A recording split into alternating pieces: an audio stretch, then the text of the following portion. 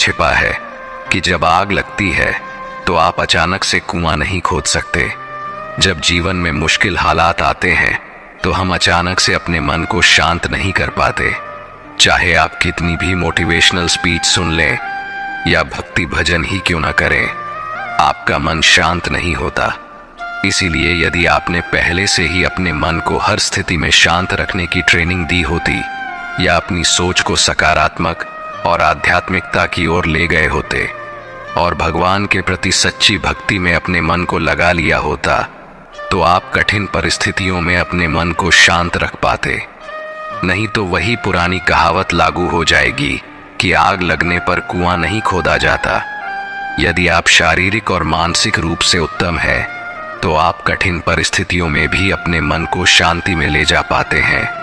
वहीं लोग जो कठिन परिस्थितियों में केवल हाथ पर हाथ धरे बैठे रहते हैं, वे अपने मन को शांत नहीं रख पाते और इसी कारण वे अपनी स्थिति को भी नहीं बदल सकते।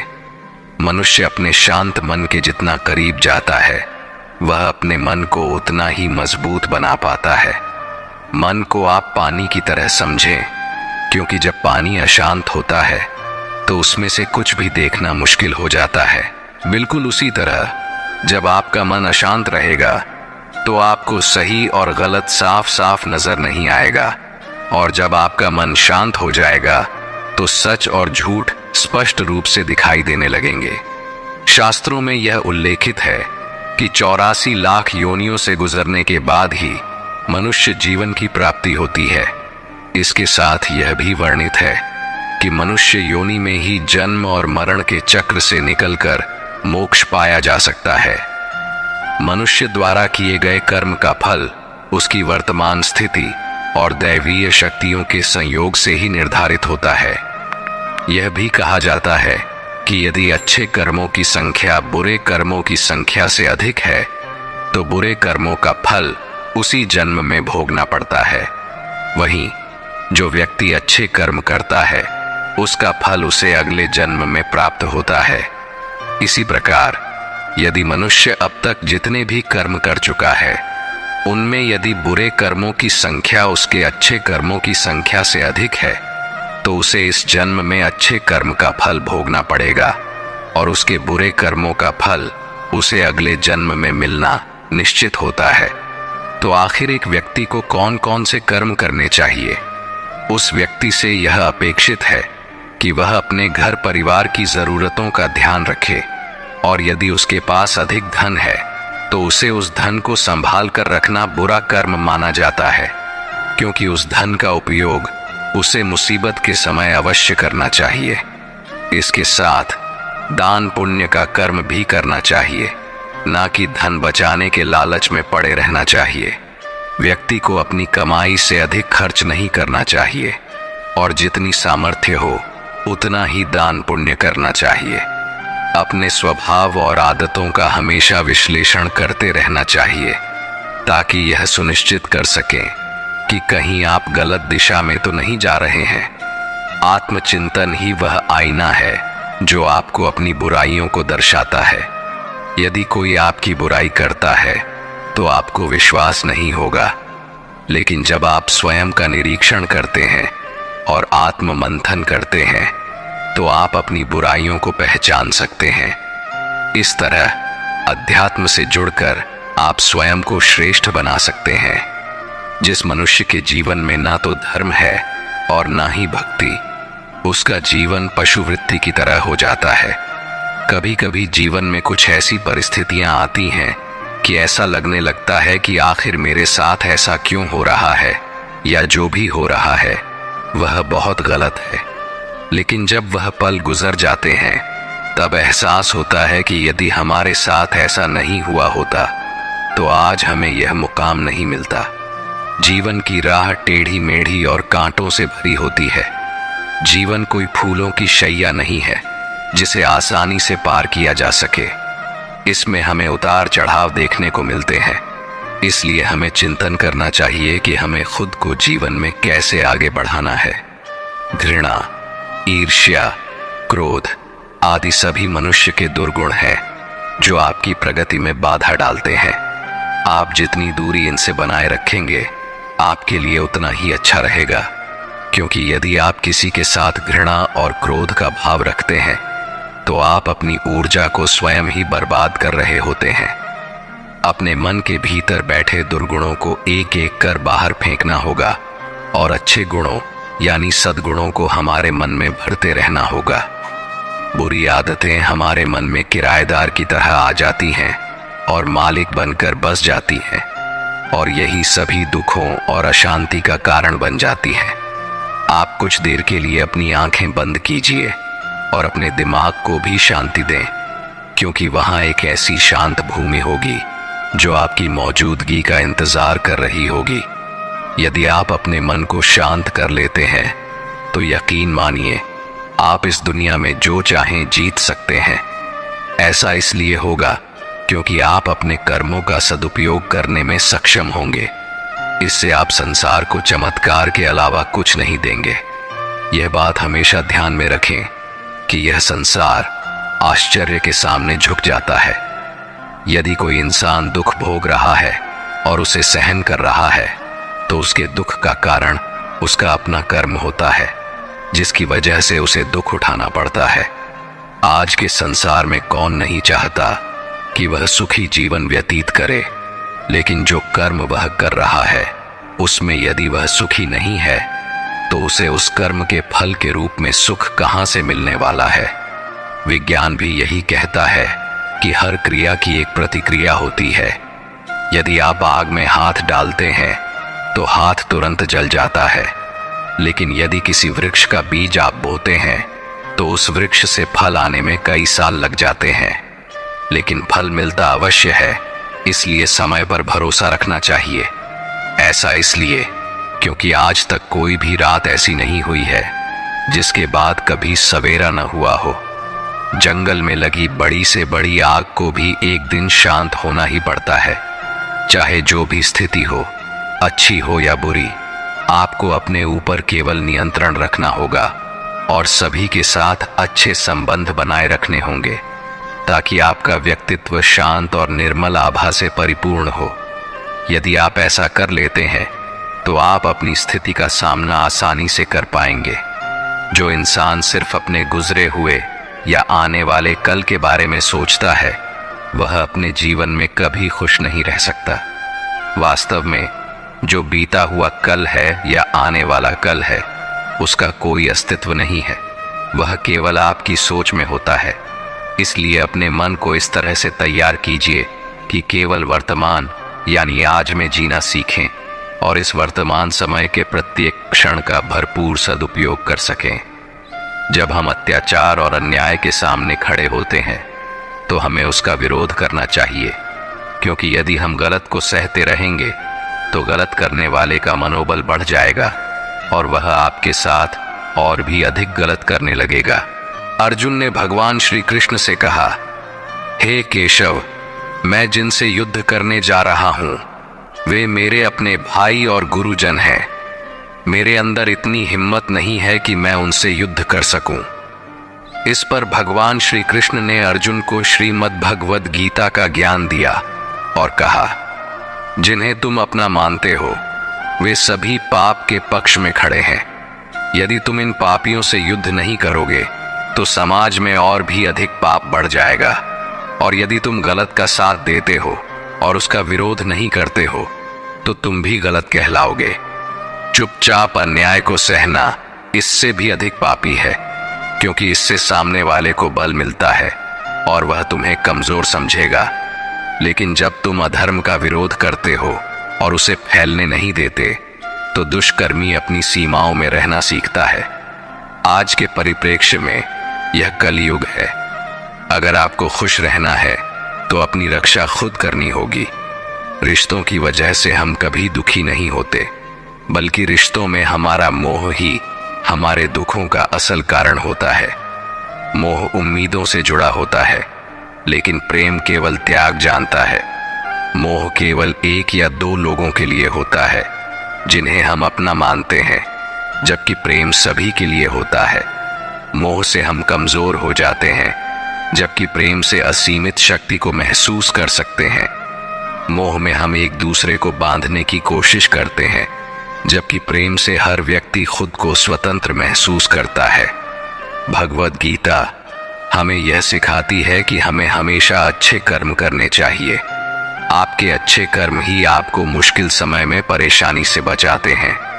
अगर आप गलत कर्म करते हैं तो उसकी सजा भी मिलती है। संपूर्ण सृष्टि के रचयिता ईश्वर हैं और हम सभी उनकी संतानें हैं। कौन क्या कर रहा है, क्यों कर रहा है, कैसे कर रहा है और किस लिए कर रहा है, इस पर ध्यान नहीं देना चाहिए। यदि कोई व्यक्ति आपके इन प्रश्नों का उत्तर दे देता है तो आपको केवल उतना ही सुनना चाहिए, उससे अधिक जानने की आवश्यकता नहीं है। आपको केवल अपने परमात्मा में मन लगाने की आवश्यकता है। ईश्वर पर विश्वास रखें और जो आपको मिला है उसमें खुश रहना सीखें। अपनी सेहत पर ध्यान दें। आप जितना प्रकृति के करीब होंगे उतना ही आप स्वयं में शांति की अनुभूति प्राप्त कर पाएंगे। आप नदी या पर्वत के समीप जाकर ध्यान साधना कर सकते हैं। मन हमेशा बेचैन रहता है और यह हमें संवेदनशील बनाता है। कभी कभी ऐसा लगता है कि अलग अलग विचारों में सोचने से हम समस्याओं से बच जाएंगे, लेकिन वास्तव में ऐसा नहीं होता। इससे हम अपने जीवन का मूल्यवान समय व्यर्थ के विचारों में बर्बाद कर देते हैं। भगवान श्री कृष्ण कहते हैं कि मन अत्यंत चंचल और अस्थिर होता है। इसे संयमित और नियंत्रित करना बहुत कठिन है। भगवान श्री कृष्ण भगवद गीता में मन को वश में करने के उपाय बताते हैं। हमारा मन चिंताओं, डर और उत्तेजना में ले जाता है, जिससे मन कभी संतुलित नहीं रह पाता और चिंतित और अस्थिर हो जाता है। इसका परिणाम होता है कि हमें और अधिक समस्याओं का सामना करना पड़ता है। क्या आप किसी कौवे से कह सकते हैं कि वह कांव कांव की आवाज न करे, या किसी मेंढक से कह सकते हैं कि वह पानी में ऊंची छलांग न लगाए? बिल्कुल उसी तरह हमारा मन भी ऐसा होता है। हमारे जीवन में जो कुछ भी होता है, चाहे वह अच्छा हो या बुरा, हमारा मन कांव कांव करने लगता है। कांव कांव का मतलब है चिंता और व्याकुलता। जब हमारा मन समस्या को देखता है तो वह बेचैन हो जाता है। कभी कभी ऐसा लगता है कि बहुत से लोग सिर्फ परेशान होने के लिए जीते हैं। उन्हें समझना चाहिए कि उनके मन की परेशानी या दुख केवल मनगढ़ंत कहानियां होती हैं। हमारे मन को शांत और स्थिर करने के दो उपाय हैं। पहला, ध्यान लगाना, और दूसरा, मन में वैराग्य के भाव को लाना। ध्यान का मतलब केवल आंखें बंद करना और सांसें लेना नहीं है, बल्कि इसका मतलब है कि आप किसी भी चीज पर पूरा ध्यान लगाएं और उसे वहीं बनाए रखें। जब आप अपने जीवन के हर काम को ध्यान लगाकर करेंगे तो आपका संपूर्ण जीवन ही मेडिटेशन बन जाएगा, जिससे शांति, स्थिरता, साहस और सफलता प्राप्त होगी। दूसरा उपाय है मन में वैराग्य के भाव को लाना। वैराग्य का मतलब यह नहीं कि आपने जो भी पाया है उसे छोड़कर किसी जंगल में चले जाएं। वैराग्य का असली मतलब है कि आप जो भी कर्म कर रहे हैं उसके परिणाम की चिंता करना छोड़ दें। किसी पर विश्वास इतना ही करना चाहिए कि जब भी वह आपको धोखा देने की सोचता है तो वह खुद को दोषी समझे, और किसी से प्रेम इतना ही करना चाहिए कि सामने वाले के मन में यह डर बना रहे कि वह आपको कहीं खो न दे। भविष्य की चिंता और डर अक्सर हमें वर्तमान के समय को जीने नहीं देते। ऐसी समस्याओं में उलझकर हम अपने वर्तमान को बिगाड़ लेते हैं और उसका आनंद नहीं ले पाते। इसके अलावा भविष्य की चिंताओं से हम प्रेय मार्ग की ओर प्रवृत्त हो जाते हैं। प्रेय मार्ग का अर्थ है अधीनता, संकोच और सांसारिक भोगों से संबंधित मार्ग। प्रेय मार्ग में प्रवृत्त होकर हम अपने श्रेय मार्ग यानी उच्च आदर्श, आत्मा की शुद्धि और साधना के मार्ग को छोड़ देते हैं। इसलिए यह अत्यंत महत्वपूर्ण है कि हम अपने वर्तमान को जिएं और भविष्य की चिंता को छोड़ दें। जिस मार्ग में दुख के सिवा कुछ नहीं है, उस मार्ग पर चलने वाले लोग शाश्वत सत्य यानी मृत्यु को भी नकारने लगते हैं। वे नैतिक और अनैतिक दोनों तरीकों में फंसकर अपने भविष्य के लिए संग्रह में लगे रहते हैं। जब हम लोभ, मोह और स्वास्थ्य से ऊपर उठ जाते हैं, तभी हमें सच्चे सुख की अनुभूति होती है। सच्चा सुख केवल त्याग की राह पर चलकर ही प्राप्त किया जा सकता है। मनुष्य अपने जीवन में जो कुछ भी प्राप्त करता है, उसके लिए वह अक्सर केवल अपने भाग्य को दोषी मानता है, लेकिन उसे यह समझना चाहिए कि उसके भाग्य से भी बड़ा उसका कर्म होता है। कई बार ऐसा लगता है कि हमने बहुत अच्छा काम किया है, फिर भी हमें उसका सही परिणाम नहीं मिलता। इस स्थिति में हमें लगता है कि भगवान हमारे साथ अन्याय कर रहे हैं, लेकिन असल में कभी कभी हमारे द्वारा किए गए अच्छे कर्मों का फल हमें तुरंत नहीं मिल पाता। जो कुछ भी हमें मिलता है वह हमारी भलाई के लिए ही होता है, चाहे वह हमारे अनुभव के रूप में हो या नई चीज सीखने के अवसर के रूप में। जब हम दिक्कतों का सामना करते हैं, तब हम अपनी अंतरात्मा को और गहराई से समझते हैं। भगवान हमेशा हमें सही रास्ते पर ले जाते हैं, भले ही हम उस मार्ग को न समझ पाएं। भगवान श्री कृष्ण ने कहा कि मनुष्य को हमेशा बुराइयों से दूर रहना चाहिए।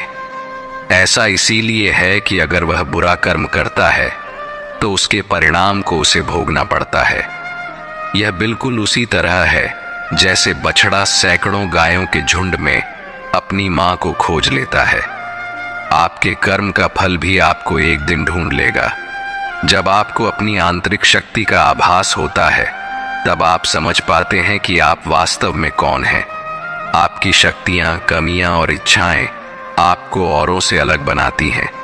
इससे आप अपनी दुनिया और सामने आने वाली चुनौतियों के लिए मजबूत खड़े रहते हैं।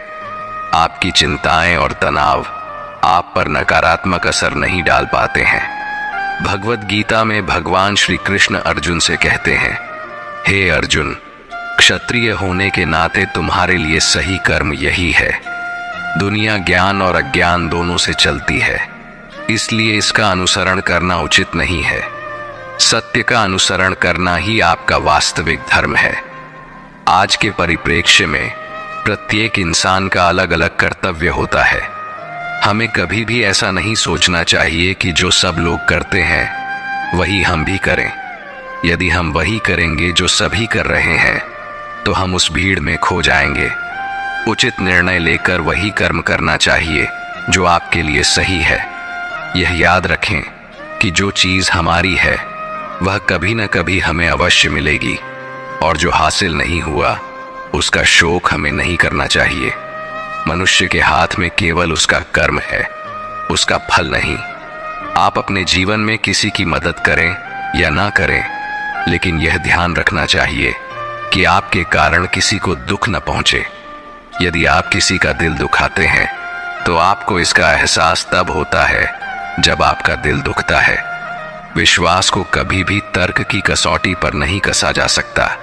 इसलिए विश्वास करें कि सभी जीव जंतु, चाहे इंसान हो, पशु हो, पक्षी हो या पेड़ पौधे, सभी में परमात्मा का वास होता है। इसे मानकर अपने मन से घृणा और ईर्ष्या को त्याग दें। सभी जीवों से प्रेम का भाव रखें। यही निरंतर सुख और शांति प्राप्त करने का मार्ग है। हमें जीवन में सफलता पाने के लिए 3 चीजों, धर्म, धैर्य और साहस की आवश्यकता होती है। संसार में कोई भी व्यक्ति अपने जन्म से महान नहीं होता, बल्कि वह अपने कर्मों से महान बनता है। घर में छोटे मनमुटाव होते रहते हैं, और ये मनमुटाव कभी कभी बड़े कलह का कारण बन जाते हैं। यह इसलिए होता है क्योंकि हम अक्सर छोटी छोटी बातों को बड़ा बना देते हैं। किसी भी नए काम की शुरुआत करना आसान होता है, लेकिन उसे पूरा करना मुश्किल। जब हम किसी नई चीज की शुरुआत करते हैं, तो हमें हमेशा अपनी किस्मत पर भरोसा होता है, लेकिन किस्मत पर भरोसा रखकर काम करने वाले लोग अक्सर असफल हो जाते हैं। किसी भी चीज में सफलता पाने के लिए सबसे जरूरी है खुद पर भरोसा होना। ऐसा भरोसा जो बार बार असफल होने पर भी आपको यह एहसास दिलाता रहे कि यह हो सकता है और आप इसे करके रहेंगे। खुद पर भरोसा करना आसान नहीं है। हमें आत्मचिंतन करना चाहिए कि हमारा जीवन इतने संघर्षों से भरा हुआ क्यों है। लोग कहते हैं कि पिछले कर्मों में कोई दोष होगा, तभी इतना दुख मिल रहा है। लेकिन आपको समझना चाहिए कि उस कर्म के लिए ईश्वर ने आपको चुना है, क्योंकि आप में उसे सहन करने की क्षमता है। जो विपरीत परिस्थितियों में भी टूटे बिना सोने की तरह निखरता है, ऐसा व्यक्तित्व आप में है। कई बार हमें लगता है कि अब तो हमसे और नहीं होगा, अब दुख सहन नहीं होता और अब बहुत हो गया।